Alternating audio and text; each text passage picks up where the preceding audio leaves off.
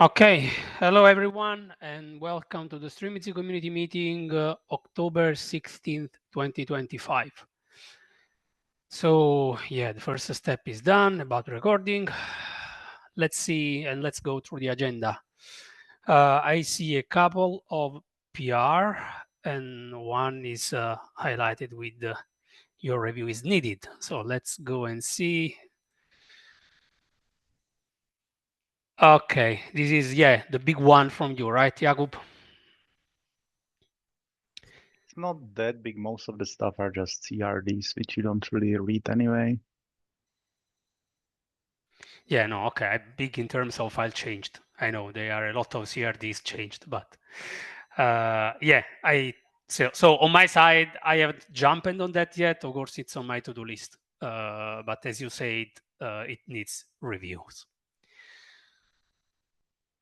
So thank you for highlighting this one. There is anything that you want to add or something that we should pay attention or no, just go through and review.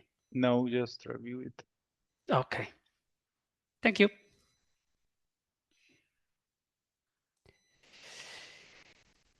Then I see another one.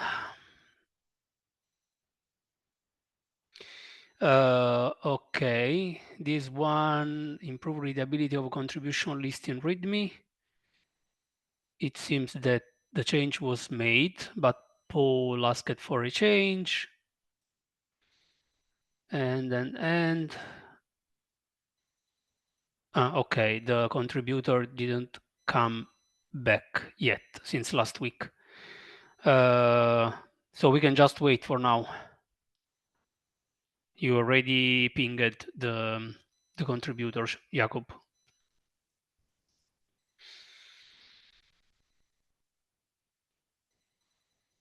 I don't think there is nothing more that we can do here. Just wait. Okay, I can't see any other PR or issues. Anyone want to raise any PR or issue last minute, which is not on the doc? It seems not. So let's go to the proposal. There is a new proposal. I guess it's the one from Jakub. Yeah, opened yesterday. Remove default pod and infinity rules when rack awareness is enabled. Yeah, just for our interest, we should go through and review this proposal.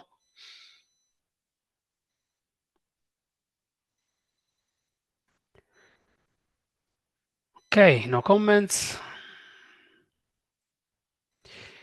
Let's jump straight to our preferred phase of our meeting. So the issue triage, let me just refresh if something is changed meanwhile. No. Okay, so the first one is open since since long time. We left this open for people to think about if there are any other place that where we need some missing validation. We had some comments from by Adwin from IBM, and yeah, nothing more. I think we should I probably close it at this point. Yes, yeah, that was exactly what I was going to say. At least I had a quick view. I had no comment to add here. You are anyway moving on the changes that we need for the CRDV1. Yeah, so in theory, we can add validations if someone comes with new ideas anytime before the next release. But yeah, I guess we can close it just right there if someone has some new idea that they should open a new issue or come to us at Slack or whatever.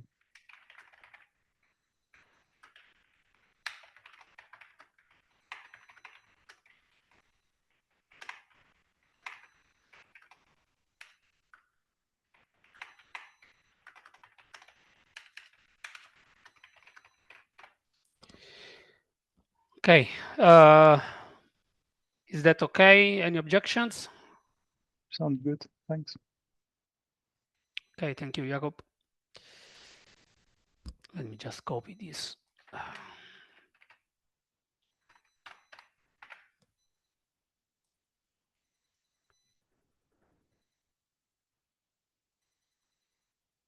Okay, then add benchmark to the test containers. That's from Maros. I don't see Maros on the call. Yeah, I'm not. So I don't know how much we really need these benchmarks on the test container. Anyway, Maros listed some reasons which looks useful to him. But yeah, we don't have Maros on the call. I don't know if we should just leave this open and triage next time when Maros is here, or if anyone has any comments. I will just leave it for the next time, I guess. And ping Maros to join. Sorry, Lucas, you are going to ping Maros to join now or for next time? Yeah, I can try now and let's see. Okay, so let's move forward and maybe we can come back to this if Maros joins. Yeah, sounds good. The Before, next one is maybe the same thing. yeah, the Java 11 removal. Okay, let's see if Maros joins. Otherwise, we will add the comment about keeping this open for the next triage. So jumping straight to the next one.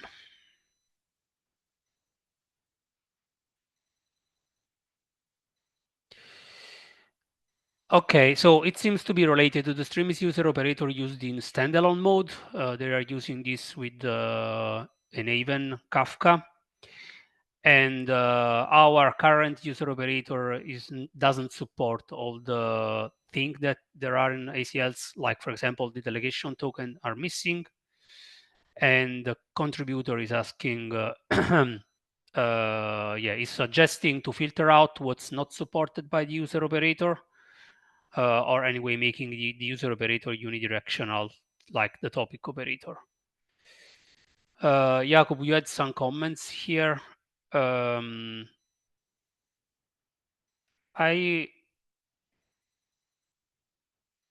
not sure. I was wondering why filtering is not okay for us for now if we are not supporting the delegation token that can be added maybe in the future.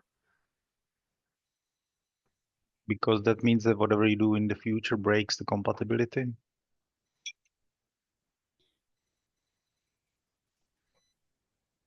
With the future being after 1.0, making it significantly harder to break the compatibility.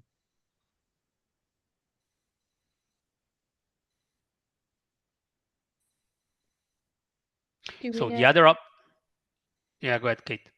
So I was just going to ask, do we know how many different providers use delegation tokens? Because I think this one running on Avon, and then I guess Confluent also have delegation tokens. Is it worth us just considering adding support for delegation tokens in Strimzi?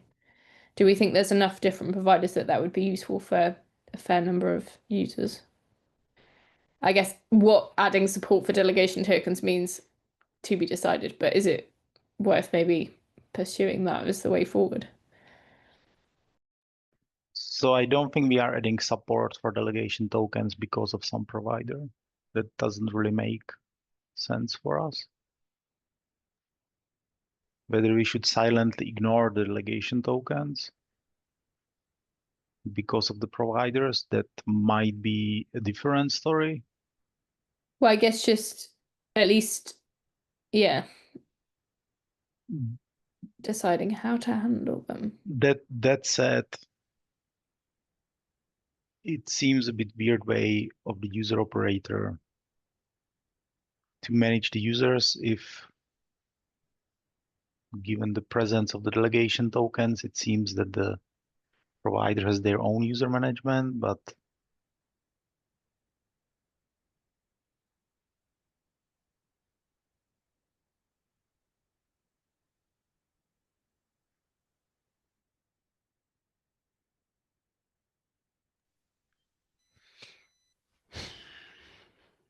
So right now it's not clear to me what will be the best solution for us. It seems that the user operator is not starting, right? It's crashing at least. Yeah, this is the issue.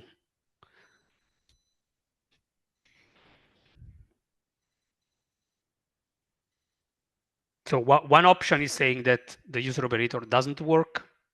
There is no support for that, and it's not a way to use it for a provider where the delegation token is used.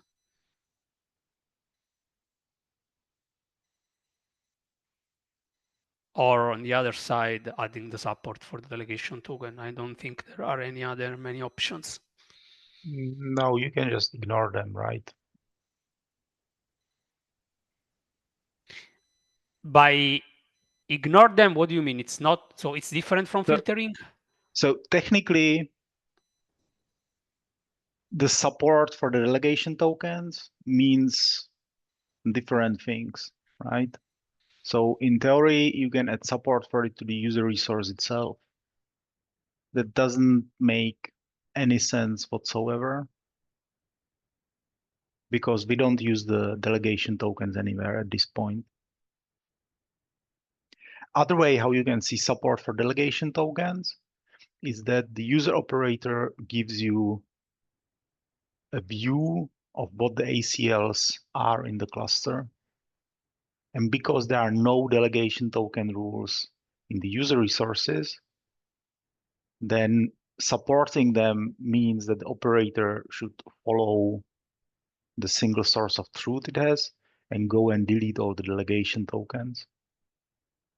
That's another way which you can call supporting the delegation tokens. Then completely different thing is that, for example, if the operator sees the delegation tokens in the Kafka, it will just ignore them and leave them be without doing anything, without throwing the error, but without deleting them either. So I think there are quite a lot of options which make different sense depending on where are you looking at it from. So if we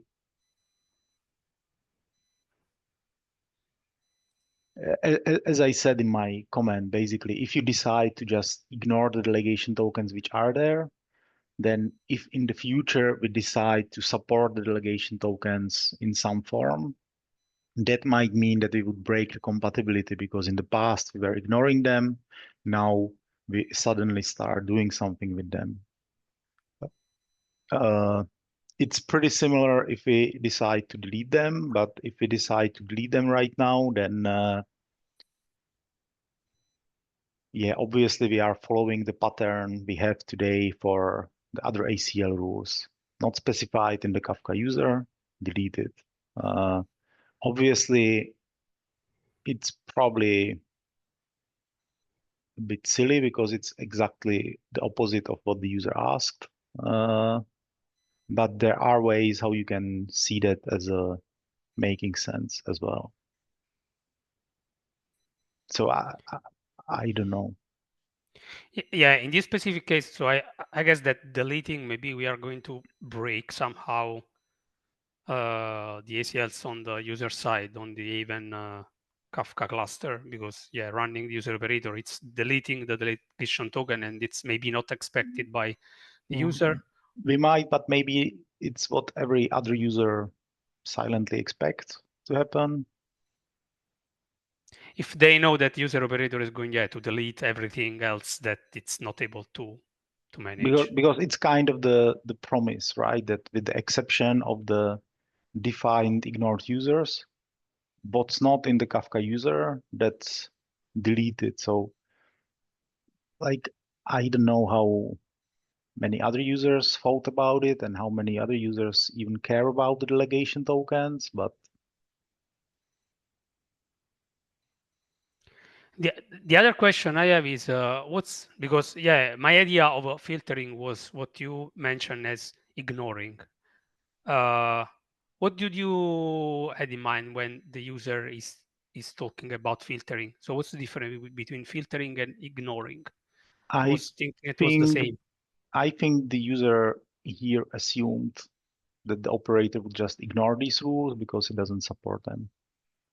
So the filtering here means kind of that when the ACL cache is reading the ACL rules from the cluster, it will simply silently ignore everything what's said there what it doesn't know. Which is the same as ignoring, right? Yeah, yeah. Okay. Yeah, just.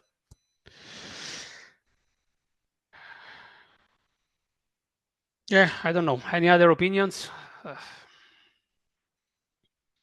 There are two valid options. One is deleting, which is the behavior that we have with the user operator, with everything else. On the other side, to avoid deleting and maybe break the Kafka cluster on the provider, we can ignore or filter, as mentioned. Presumably we could do both. So we could make it so that by default they get deleted, but add a option for the user to say, I want you to, just for delegation tokens, I want you to ignore them. Well, Would that break feature compatibility? frankly, I don't think we have the capacity to support every single thing for every single vendor out there, to be honest. No, but I guess delegation tokens isn't a. I think I still feel like it would be good to understand a little bit more why the delegation tokens are there and if this is something that's common to a lot of vendors or if it's just this one particular vendor. Because ultimately we do Well, provide it's the first time option it was different. reported Yeah. after 8 years of existence, right? So, But it might be that nobody else is using the user operator with other providers. which is also a good answer for us to ignore it, right? Yeah. Because if nobody else is using it this way, then maybe doing something special for a single user is not the right way to proceed. Does anybody actually know what the ACL rules are there for the delegation tokens? Are they like bound to a particular username or? I don't know. And have we got any of? We've got Because Mikkel on the call. I don't know if he knows. we have the ignored users in the user operator to allow partitioning between what's managed by the user operator and what's managed by something else, right? So like I have no idea if that helps the user. And because I don't really understand what are the rules which are in there, I'm not entirely sure what do they mean. But like the way it was designed, it would pretty much be to delete the rules which are not in the user resource unless they are tied to the users which are on the ignore list. Right? Like that's what we designed there, for example, to handle some similar situations like this with some internal users and so on. It's just that nobody else seems to be using delegation token for this.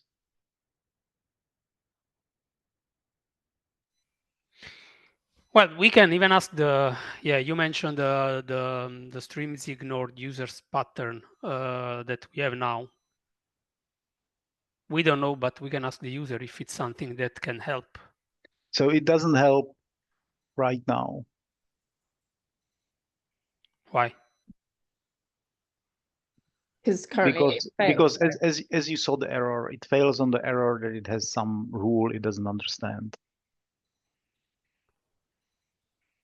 Right. Right. So to be able to ignore something, it needs to first Understand. Yeah. understand what the rule is, understand what user it is bound to, and then it can decide to ignore or not ignore, to either ignore it based on the ignore pattern or delete it based on not being on the ignore pattern. So it might be option how to move forward with this, but it's not something what user can try today.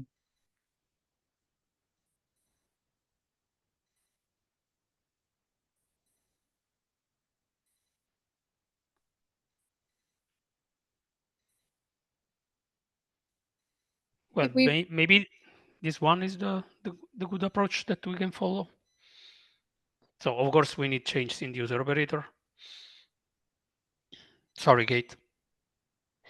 Yeah, no, I was just going to say basically the same thing. If we assume that this works, then to me it seems like the right way forward. Given that this is a single user, we don't know how many providers, etc. Is it worth us just saying, okay, we think this is the way that we would go forward. We don't know enough about delegation tokens to know if this would work, but if anyone feels strongly enough that they want to have a go at this and see if they can implement it and test it out, then we would be open to that. But realistically, this isn't high priority, and so it's probably just going to stay as is unless more users come and say that actually this is really useful and they want to. Obviously, any user in the community can come and contribute. So, but maybe I guess the question is to, I guess Paolo, you already answered, but Jakob, if we assumed that adding support for delegation tokens meant the user operator understands a delegation token and can pass to understand who the user is and will delete it if it's not listed and will ignore it if it's in the ignored users or super users. Would we be happy with that as a way forward? The caveat being that probably won't actually do anything unless the user actually comes and implements it themselves. I'm not entirely sure if it was directed on me. Yes, because I think Paolo already maybe answered that he So feels this is the right way forward. I would be fine with it. I'm not sure happy is the word I would describe it. So I think all the different options are an options, and I wouldn't have offered them if I had a strong opinion on what's the right one, right? So I think it's one of the options, and if we decide to go with it, then let's say that I'm happy with it. If we decide to go with some of the other options, then I guess you can call it happy with it as well. Well, I think that this option is a kind of so as a good balance between avoid breaking things on the user side if they don't know that everything is going to be deleted, and on the other side, trying to help somehow because they are able to not have the delegation token being deleted if you are using the ignore pattern. So maybe having this be, yeah, a kind of balanced approach. Yeah, but I guess so. Like as I said, I'm fine with it. It might still make sense to validate it if that works for the user to at least understand it.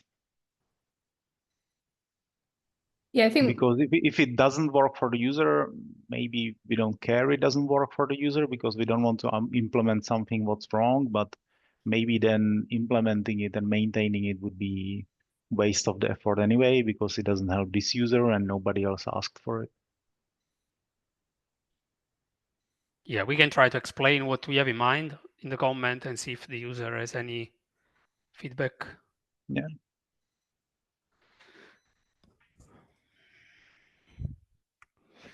Now, let me try to summarize if there are no objections.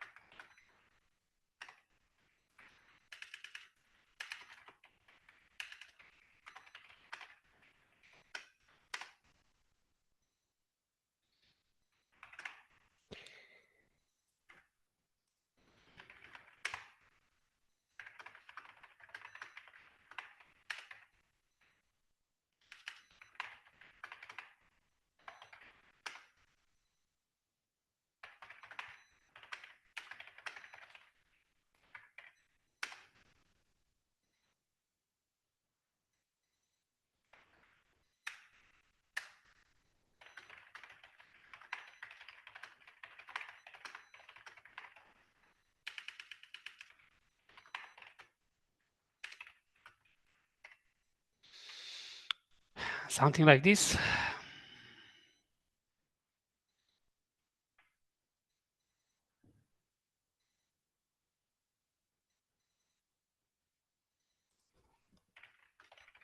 Yeah, I think maybe They, an additional question to them is, do they know the name of, do they know the principal of the user that the delegation token they need ignoring is related to? That's the key question, isn't it? yeah, I guess it's the principal of the user, like name or principal.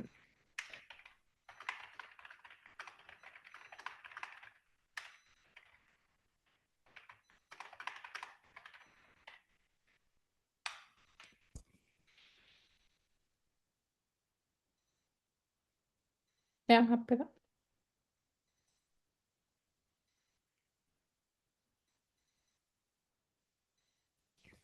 yeah. Okay, so let's comment. I don't think that we need to triage again, right? We will just check what user is answering. I think we should. Taking for the next one. Yeah. Okay. Okay, and I see that Maros is on the call now, so let's jump a little bit back. Yeah, Maros, we were approaching this one, but you were not on the call. So we were trying to understand how the benchmarks are useful to you. Yeah. I think I wrote some parts there. So I think I already using this benchmark across, I think, 3 or 4 Kafka versions. And those benchmarks, currently I have just one. It's just checking the startup time of our test container. And it's also comparing the Kafka version. So you can have, like, as you can see in the table, the times of that average, min, max, some deviation, etc. With the also a combined mode and separated rows or dedicated ones. And there you can see basically the startup time. I don't know if I want to include more, but I think that part with the points, I think, explains it all. Also, every release I wanted to share basically those numbers so that the users have some, I don't know, like expectations. Currently, I was using it only on my branch, but I think it would be cool to include those benchmarks maybe into GitHub release, like in the when we have that release announcement, and I just include there also this table, for instance. I mean, to be honest, I'm a bit on the fence about this one. I mean, it's nice to have the startup time, but for example, Kafka does not guarantee any startup time for the document for for the document just for the broker. So if tomorrow, somebody find that we spend 20 seconds at startup, but then the broker is 5% faster at runtime, we may well implement that change. I'm a bit confused what this is measuring. Like, is it measuring the time the Kafka takes to start, the time test container takes to start Kafka? And also, it's a bit confusing by the testing of Kafka RCs. I mean, I'm not sure. Like, we're trying to show on like a no different set of tasks that is not necessarily related to test container into the project.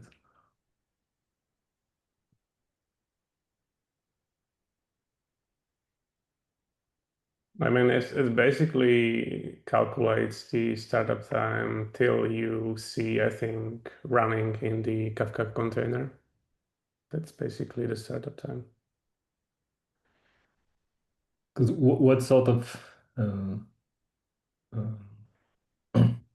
decision do you expect to make? Like, do you need to spot regression into Kafka? I mean, do we know what? For instance, I don't know. When I testing RCs of Kafka, I basically compare these versions and these average startup times.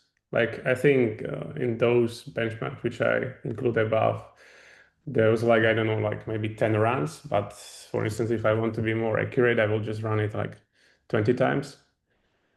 And if I saw, I don't know, like 20% or maybe more percent of change, then it would be, I think, like some performance regressionism.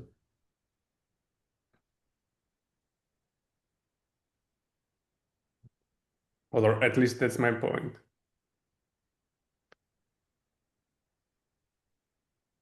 The thing is, yeah, because we don't. I mean, there's no guarantee on the startup time. It may, it may be 20% longer, by design.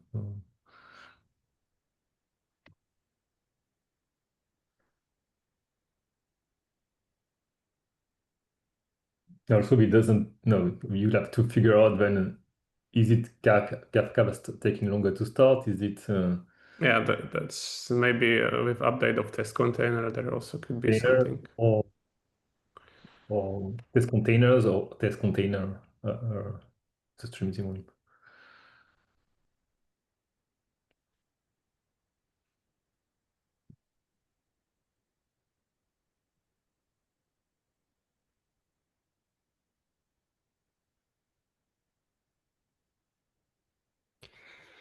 So it seems to me that there are too many variables that can influence this. It could be test container, it could be Kafka itself, which doesn't have any guarantees. So I don't know how much it will be useful.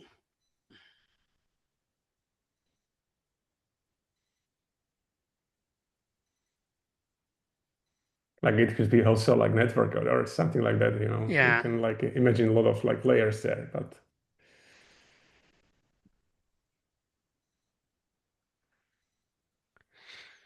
So what's the feeling? Should we, I don't know, sorry, close this one and not having implemented, or?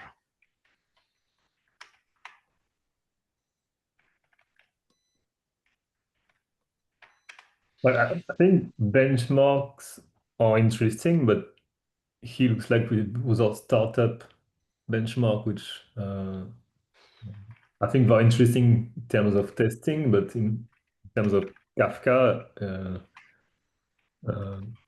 really when we make change to the broker, if it starts 5 seconds long, if it, as I said, if by starting 20 seconds longer, we 5% faster at runtime, we would take that trade-off any day. So Kafka has very different start performance needs than test container. yeah, but basically this is test container, so it's using only for testing. Like one of the point was that, okay, there is performance regressions. That's okay if the Kafka doesn't like stating that, but on the other hand, you have tests, and I don't know, like if you see maybe like from 10 seconds to 5 seconds startup time, that's pretty much good, I think. Or for instance, when I will in the future maybe experiment with class data sharing, for instance, or maybe native image, then I can compare the numbers and see how it increases. Like that numbers, which are, I don't know, like that startup time, is mostly for users that would like want to include a test container in the testing and see, okay, it's basically starting at, I don't know, 3 seconds. That's okay for me. For one node. I think that instance. will heavily differ depending on the environment. So I don't think it has any value for the users. I think it has value for you in comparing the releases, but I really doubt these are meaningful numbers for the users. Would it make sense to maybe, instead of having a separate benchmark to maintain, having just a log line at runtime when running the test, we tell you how much time did it take to start up?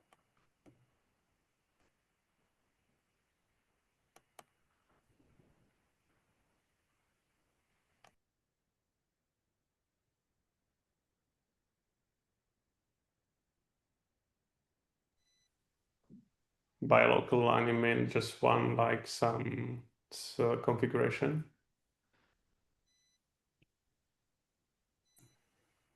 No, I mean, just when you run the test, at some point when it started up, you just log the timing. So that you log. Oh, okay. yeah, I log at runtime when running the test. So instead of having a separate benchmark class or framework to maintain, so this is still useful. So you can compare between different versions, but it's not so costly to maintain. I don't know, just a suggestion.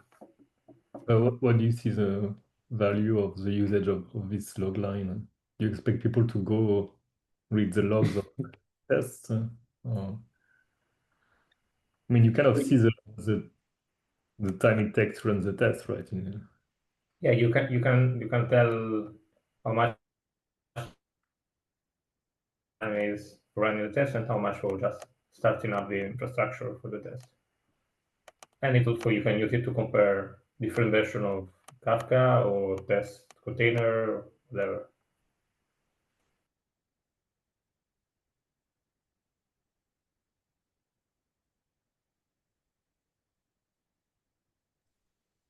Well, I guess that this kind of information you can even look on left side of your console and see the timestamp.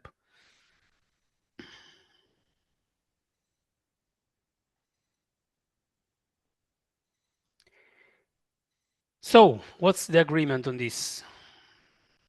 Just closing? Because it seems to be not that useful to users. Yeah, we can close.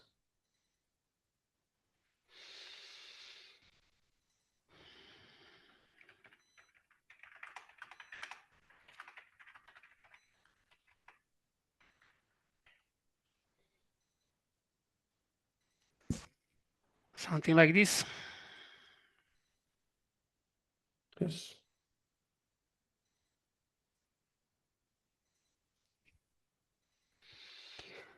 And back to the other one for you, Maros, it was the Java 11 removal, still test container.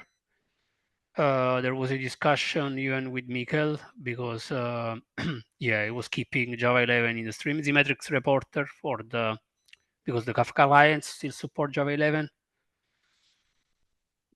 Yeah, so I think in that case,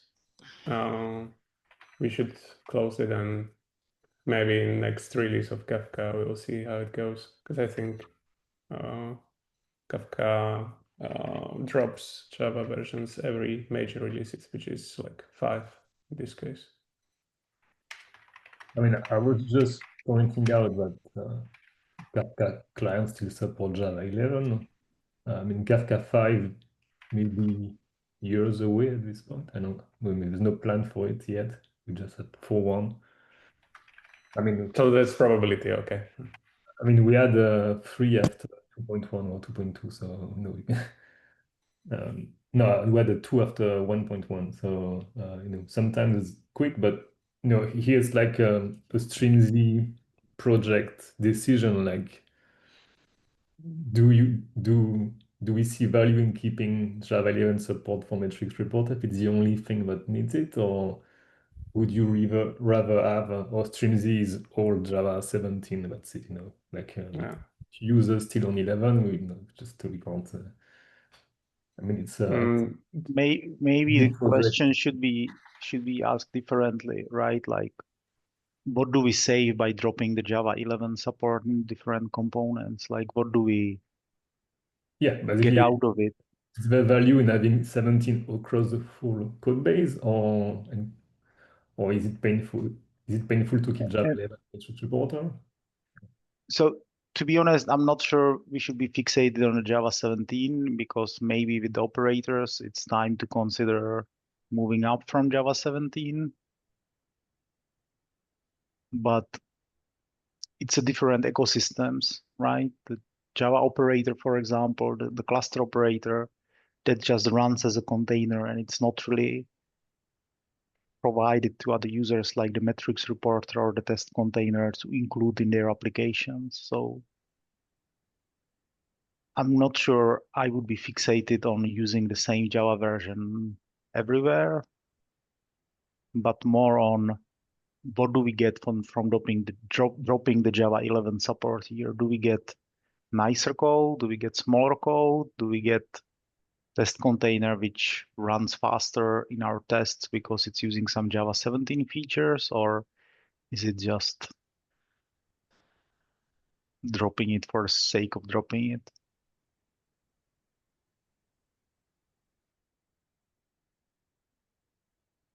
Like from the maintenance point, it would be better just having like for now, like Java 17, because we have like two pipelines which runs, I don't know, Java 11, Java 17. So that's one of the reasons why.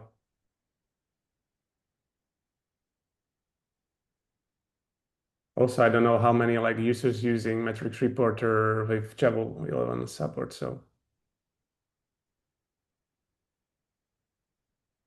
compared to, I don't know, like Java 17, etc.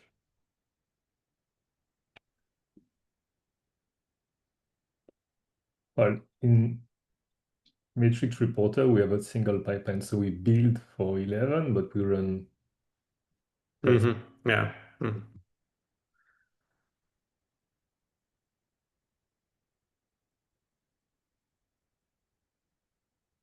And I think if you still have two pipelines for test container, maybe it's worth considering whether you should do the same, like drop the Java 11 pipeline, still build for 11, but only run with 17.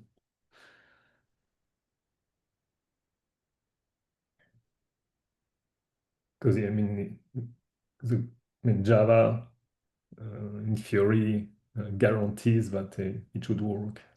So if we find an issue with this, I mean, it's most likely a JDK issue. So I don't have problem with dropping the pipeline, but the pipeline is already there. So what is it we get by dropping it? Yeah, I will not do dropping like pipeline in this case, if it is already written.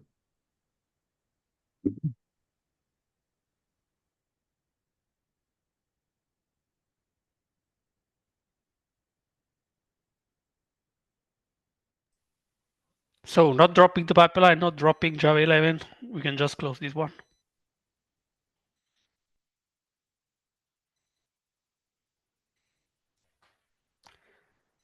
Yes, it seems so. Okay.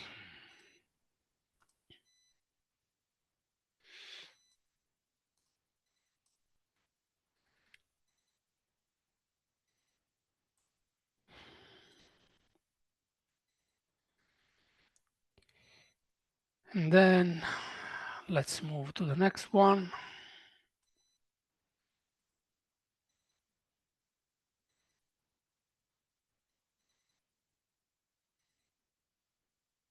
Yeah, the user would like to have the status of the S390X build page on README by adding webhook, etc. It seems that we already discussed it when I was not on the call last time. And yeah, I agree with the same concern as Jakub.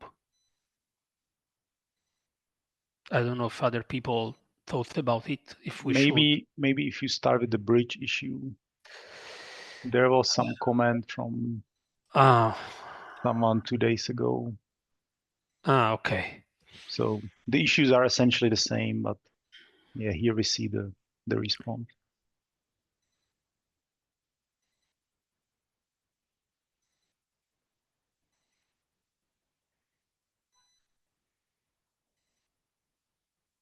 Yeah, of course, the contributor is just saying that it's important for them and it would be helpful to them. For us, it's still the same. It's having a webhook to a third-party system that we are not going to maintain somehow. Well, they have some kind of CI also for the operators repo, and I guess for quite a long time for the Z architecture. And I don't think that there is some badge in the README, but to be honest, I would have to check it. I guess they just didn't open that issue yet. Oh, great. They said they've been running the jobs daily and they monitor and address any of the issues. Are we aware of, like, I hadn't come across this person before. Is anyone else familiar with this person or other people from the team? Have they contributed often to Strimzi? Like there are some other people, like the one opening a PR into the operators repo with fixing some stuff in the CI pipeline, like in the script for deploying, I guess it was Minikube or something like that. But yeah, I saw some of the jobs and like they were red mostly. So yeah, I'm not sure if it makes any sense to have some badge because we are using also different systems like, I don't know, Jenkins for the nightly pipelines, but yeah, that's something which doesn't have any badge there as well. So Also, in the past, we had the link to their Jenkins in some testing README, I think. I'm not sure if we remove it or it's still there. Just a I note. think we remove it. I think if they want to have something noted to state that they're running the S390X jobs, I can't remember if we discussed this before, but I think they could happily open a PR to put something in the Strimzi Awesome repo to link there. like But- from what I understand, they want to have some badge just because they are running some, I don't know, unit and integration tests.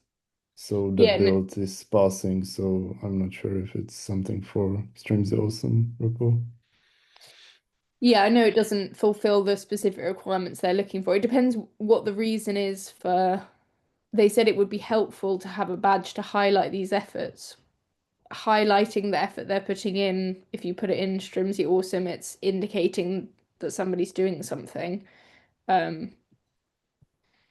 Yeah, for me, I still feel like my opinion is the same of it's a third party. It feels strange for us to add a badge because it's somehow us endorsing these pipelines that we have zero way to, like, we have no oversight over. There's nobody, it either as a component owner or a maintainer who is taking responsibility for these. So Like if the pipelines would be like green all the time, then yeah, I guess it's fine to have some badge, but if it will be red and you will see in the README that's every time red, and you know we have the Z architecture there for a long time, I'm not sure what they mean by they want to have it open source friendly, because we have the architecture there for, I don't know, 2, 3, 4 years.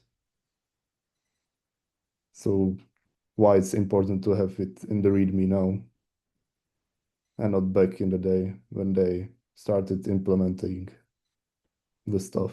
I don't know. I guess everyone wants some recognition for the work they are doing. Yeah, well, that's fine. I'm just,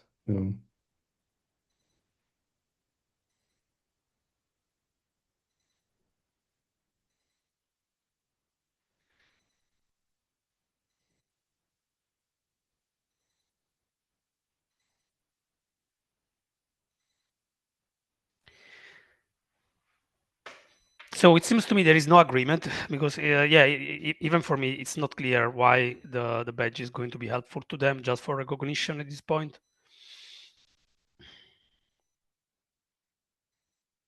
But I'm still not sure that we want this third-party system and webhook to it. So I personally would probably not have a big issue with the webhook. It's more the badge that kind of confuse what's Strimzi and what's not Strimzi. So Yeah, the webhook part is pretty.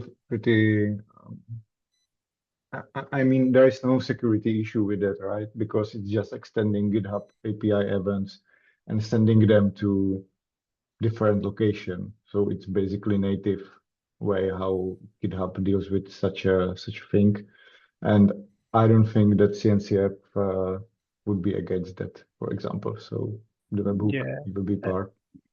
and like unless we start getting some webhook failed errors every day because it fails. That seems like it's pretty easy, and if it helps them, then Yeah, there's also some kind of mechanism that kind of stop the webhook once there are like 5 issues with after one each other with sending the data.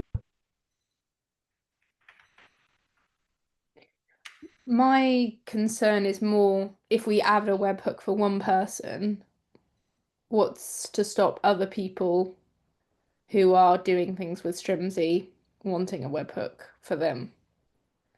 And at what point, if more and more people keep coming and asking for us to add webhooks, do we just keep adding webhooks forever? I guess they're only asking for one repo.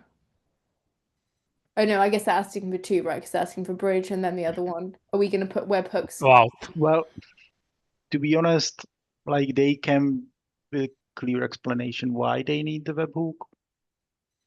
That they are running some tests on these platforms, which we support by providing the builds, but don't run any tests on them ourselves. Mhm. So I think there's pretty reasonable justification. And if someone comes and says that they would like to get a webhook for building and running Strimzi on a MIPS platform, then we can similarly say yes. And if someone comes and says that they want the webhook to build their commercial product based on Strimzi, then we can say no, because there's no agreement that this somehow matters for the community. I mean, Yeah, okay. Yeah, we I'd be have happy a with good having it. justification We're here clear why that's the they need the justification. webhook. So Yeah, that's fair. so if someone else comes, we will look at the reason and decide.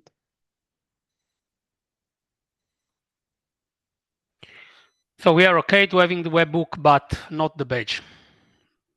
Yeah, Right. I think if we can capture that, so there's an agreement on having the webhook because it's useful to have Strimzi being having pipelines running on S390X.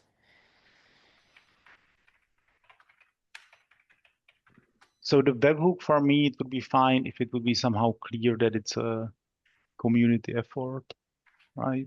Like You mean the badge? the badge, yeah. If we had some separate section in the README, for example, which says community run builds or whatever, then I don't have problem to kind of link to their efforts. I think that's useful regardless of whether it's always green or whether it's sometimes red and so on. But I think it would be useful to separate it from the real efforts done by the Strimzi project itself and the community effort. So I think we would need to figure out somehow how to separate those things. So you mean separating this one, which are the official one from Strimzi, and having another section somewhere? Yeah, for example, like I don't know if that makes them happy. I don't have an exact idea how to put it, but the problem I see with the badge is that if you put it to the first line with the other badges, it's not really clear that it's kind of separated from that.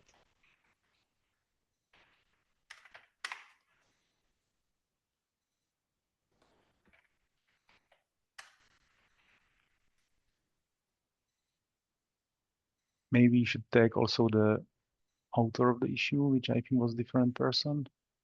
Oh, sorry.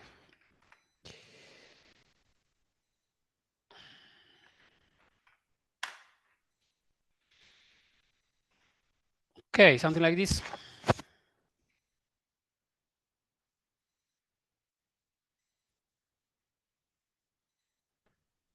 Yeah, that sounds reasonable. Yeah. If you're fine, I'm going to copy to the OAuth issue as well. Maybe you can also Or- add that if they are interested in the full discussion, they should check the YouTube recording. Oh, yes. Because I think it's a bit common misunderstanding that the people sometimes think that just because you wrote the triage, that's kind of your view, your decision, and so on.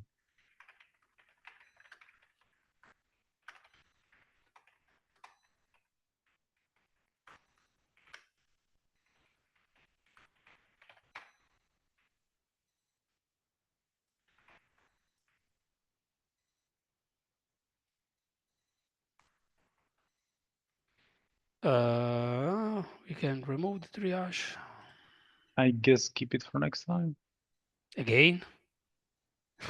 Oh, Well, it's weird to me because sometimes I say, okay, we addressed this one, so we are just waiting for the answer from the user. So why keeping into the needs triage again? but do we need, what exactly are we going to do?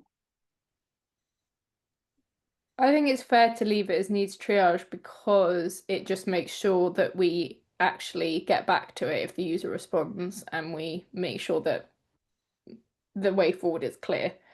Otherwise, the risk is the user comes back and people miss it and we never discuss it again.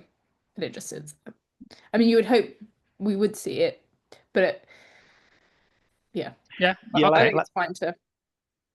Like, I mean, we pretty much decided on the webhook, right? But we didn't really. The batch thing ends up with the question of what would they think about having it in a different section or something like that. So there likely will be some response or something to Yeah, discuss. okay. Okay, fine. I left the needs triage label. So we are out of time, and I think that we can close that. I have to jump on another call. So yeah, thank you very much for joining, and see you next time. See you guys. Thanks, bye. Thanks, bye. Thank you, Thanks, Mike. Maro.